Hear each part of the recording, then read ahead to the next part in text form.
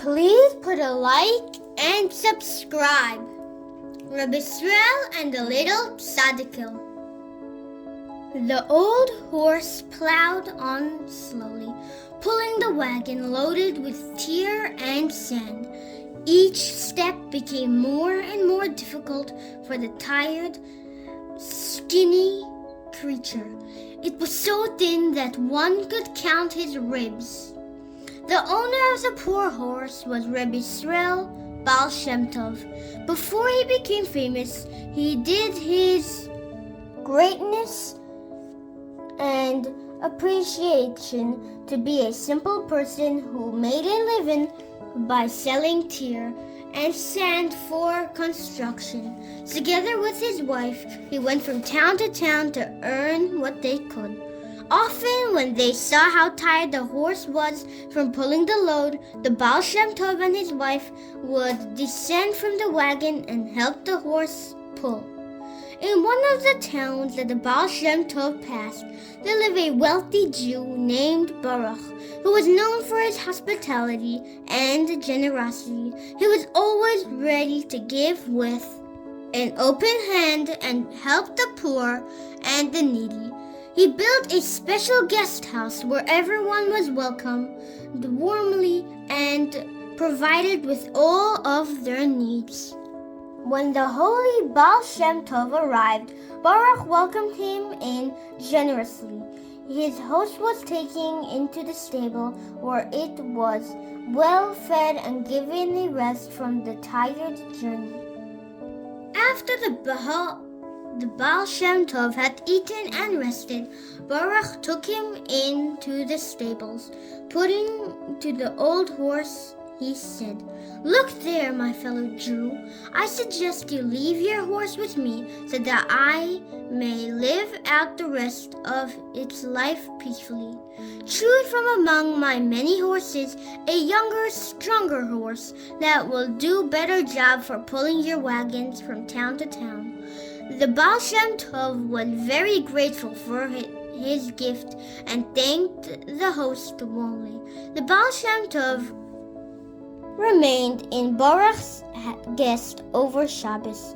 The Shabbos night, Baruch was tossing and turning in bed, unable to fall asleep. Suddenly, he noticed a light shining from the window of the room which his guest was staying. Fearing that a fire had broke out, he rushed to the room. When he reached the door, he heard cries. Who could be crying in the middle of the night? Baruch wondered. He peeked through the keyhole to see what was going on, and a marvelous sight met his eyes. His guest was sitting on the floor saying Tikkun Chatzos and crying bitterly. Near him stood an elderly Jew with a long beard, dressed in sparkling white clothing. A great light that lit up the room shone from the face of the elderly Jew. This was what caused Baruch to think that there was a fire. The sight was too much for Baruch, and he fell to the floor in a faint. When he came to, he saw the Baal Shem Tov standing over him, trying to revive him. He realized that his guest was no ordinary man, but a hidden tzaddik. Overcome with emotion, Baruch burst into tears and said, "Please forgive me, my honorable guest, for not treating you with the respect you deserve. I had no idea who you were." "Calm down, my friend," the Baal Shem Tov replied warmly. "You have nothing to apologize for. You received the most generosity that gave me a horse as a gift. Hashem will reward you for your kind deeds."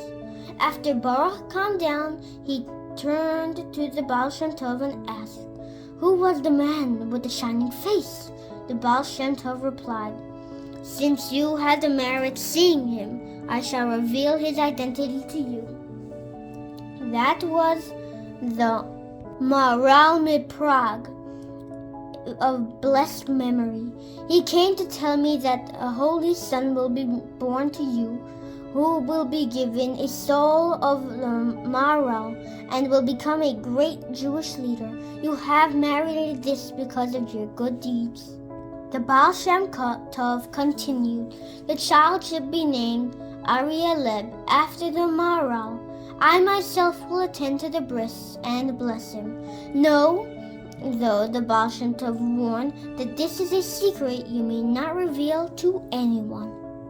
The Baal Shem Tov's words left Baruch speechless. The next day, the Baal Shem Tov said goodbye to Baruch and sent off with a new horse harnessed to his wagon. There was great joy in Baruch's home. He was celebrating the birth of his newborn son.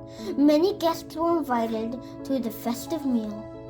A long table loaded with delicious and expensive wines was especially set for the poor who had come to join the celebration.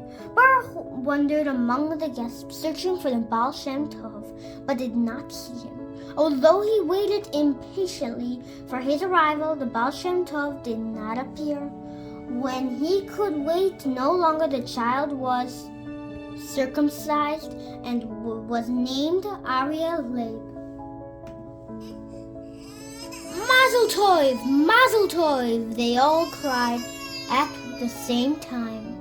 Baruch was upset that he did not see the Baal Shem Tov, but he was sure that the Baal Shem Tov would keep his promise to attend to the bris and bless his child. He asked his guests to line up to bless his baby, hoping that he would find the Baal Shem Tov among these people, and this way the child would receive a blessing. The fate was passed from hand to hand. Everyone blessed him to grow up to be wise and great and give much joy to his parents. Suddenly, all ears picked up. One of the paupers placed his hands on the baby's head and uttered a strange blessing. I will bless this child with what I heard from my father of blessed memory. The Torah says that Avram was old.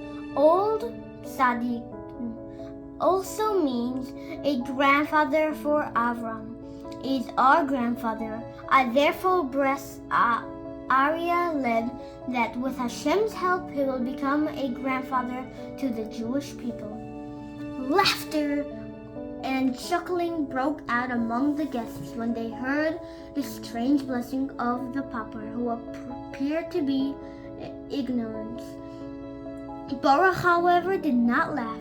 He rejoiced at the blessing which the holy Baal Shem Tov gave his son. From then on, the Jews called the child Tzadikil, Yiddish for little grandfather, and his name stuck. He grew up to become the famous and holy Rebbe, Rabbi Arieleb of Zilvna, known by all the Zilver Zed. May his merit protect all Am Israel.